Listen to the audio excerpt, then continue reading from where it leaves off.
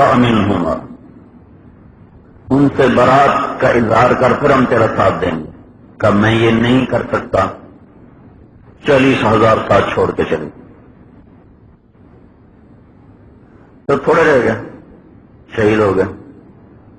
40 دن ان کی میت لٹکی رہی. تو جو خیر القرون ہے اس میں صرف زبانی بکواس ہے اور تان تشنیع ہے. لیکن میں نے کہا نا سنت ایک جگہ نہیں رہتی. یہ جو نہج البلاغہ کا مصنف ہے یہ کچھ 4ویں-5ویں صدی کا آدمی، 4ویں صدی کا آدمی. تو یہ شریف رضی نام ہے. یہ مرتبہ کہہ رہا تھا اشہد ان ابا بکر وعمر اسلما ثم ارتدا. یہ اس کے الفاظ تھے. اشہد ان ابا بکر وعمر اسلما ثم ارتدا. یہ اب بات آگے چلیے. تان تشنیع کرنے والا فاسق ہے، مبتدع ہے، فاسق ہے. لیکن 4ویں صدی کے میں آ کر، چونکہ میرا اب اس کو مستحضر نہیں ہے، صرف جو میں نے پرانا پڑھا ہوا ہے اس کے تخمیناً میں تمہیں بتا رہا ہوں، لہذا صدی وقت اس کی تحقیق تم کو کتابوں سے کر لینا. میں آپ کو صرف اپنی پرانی یادداشت پر بتا رہا ہوں کہ خیر القرون کے بعد پھر تکفیر شروع ہو گئی. پھر چلتے چلتے چلتے چلتے چلتے وہ اس حد تک پہنچی صرف چند آدمی مسلمان رہ گئے، باقی سارے کافر ہو گئے. ایک علی، ایک سلمان، ایک ابو ذر، ایک مقدار، 4 آدمی. انصاری کوئی ہے ہی نہیں. یا اہل بیت میں سے فضل بن عباس اور عبداللہ بن عباس، قسم بن عباس، باقی سب کافر ہو گئے. تو میرے نبی کا فرمان سچا ہوا کہ تیری وجہ سے 2 گروہ ہلاک ہوں. تو وہ اتنے دور چلے گئے کہ اسلام سے بھی نکل گئے. ان چند کو چھوڑ کر باقی سارے صحابہ اگر کافر ہیں تو پھر تو ساری شریعت باطل ہوگی. ابطال شریعت لازم ہے. میں نے ایک فتاوی رشیدیہ میں تھا کہ تکفیر صحابہ سے کفر لازم نہیں آتا.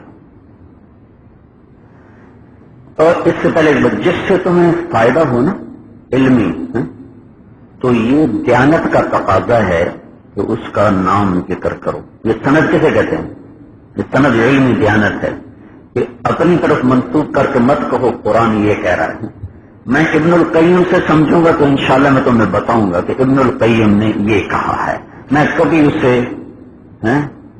اپنی بزرگی ظاہر نہیں کروں گا کہ دیکھو میرے اوپر اللہ نے یہ کھولا ہے. ساڑھے تک شابل نالے کھل دینے، علم کتنے کھل دے.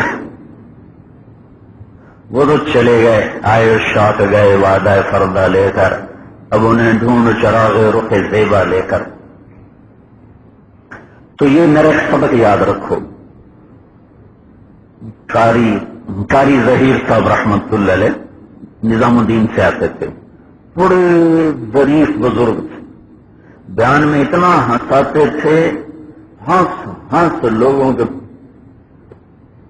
لوٹ پوٹ ہو رہے تھے. 2 بزرگ میں نے تبلیغ میں دیکھے انتہائی ظریف. ایک بنگلہ دیش کے تھے مولانا منیر صاحب. ان کا بیان بھی سن کے نا کوئی ادھر گرتا تھا کوئی ادھر گرتا تھا. یقیناً ہانس کے لوٹ پوٹ ہوتے تھے. یہ جو خشک تبلیغی ہوتے ہیں نا کہ تھوڑا سا ہنسو تو کہتے ہیں لایا نہیں ہو رہی، لایا نہیں ہو رہی ہے.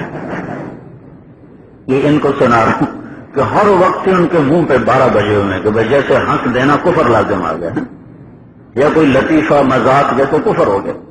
ہو لایا نہیں ہوگی، لایا نہیں. ٹھیک ہے بھائی، کثرت لایانی حرام ہے، میں اس کا قائل ہوں، لیکن ایسی خاموشی کے قبرستان ہو یہ بھی تو کوئی دین نہیں ہے.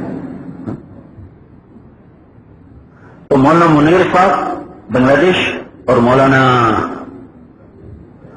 قاری ظہیر صاحب ہندوستان، سوتوں کو جگانا ان کا کام. تو میں نے ایک دن کہا حضرت آپ ہر بات پر مولانا یوسف صاحب کا نام لیتے ہیں. اب بات یہ ہے کہ بات ہی ان کی ہے تو میں انہی کے بات کو انہی کی لیبل کے ساتھ بیان کرتا ہوں. یہ باقی سارے بھی انہی کی باتیں کرتے ہیں پر وہ لیبل اپنا لگا لیتے ہیں. میں لیبل انہی کا ہی لگاتا ہوں. مذاق تھا ان کا. تو یہ ایک علمی بیانت ہے. کسی سے تمہیں نفع ہو اس کو ذکر کرو، اپنی طرف منسوب نہ کرو کہ میں یہ سمجھا ہوں. وہ جنید جمشید تو مجھے پتا چلا وہ جب وہ ٹیلی ویژن پہ آتا ہے باتیں کرتا ہے تو مجھے کئی لوگ کہتے تو بڑی حکمت کی باتیں کرتا ہے. تو میں نے اسے فون کیا، میں نے کہا تو حکیم کب سے بنا ہے؟ میں نے کہا اللہ کے بندے جس جس بزرگ سے جو سن اس کا نام لے کے کہا کر کہ یہ بات میں نے فلاں سے سنی، یہ فلاں سے سنی. یہ علمی بیانت بتا رہا ہوں، ٹھیک ہے؟ ایک قاعدہ بتا رہا ہوں. ورنہ جب آدمی کا لیبل بڑا ہو جاتا ہے نا تو پھر کسی اور کی طرف منسوب کرنے میں وہ شرمندگی محسوس کرتا ہے. تمہیں تو شاید نہ ہو، لیکن جو اس وقت میرے اوپر لیبل لگ چکے ہیں، یہ ساری تمہید کے بعد تمہیں بتا رہا ہوں کہ میری ایک مشکات کی حدیث کی طرف مجھے متوجہ کیا مولانا علی شیر حیدری صاحب نے کہ اس میں آپ پڑھیں، اس میں یہ لکھا ہوا ہے، ملا علی قاری رحمت اللہ علیہ کا قول ہے کہ جو آج کے روافض ہیں یہ وہ نہیں ہیں جو پہلے والے تھے. قلت غیر فی ھذا فی حق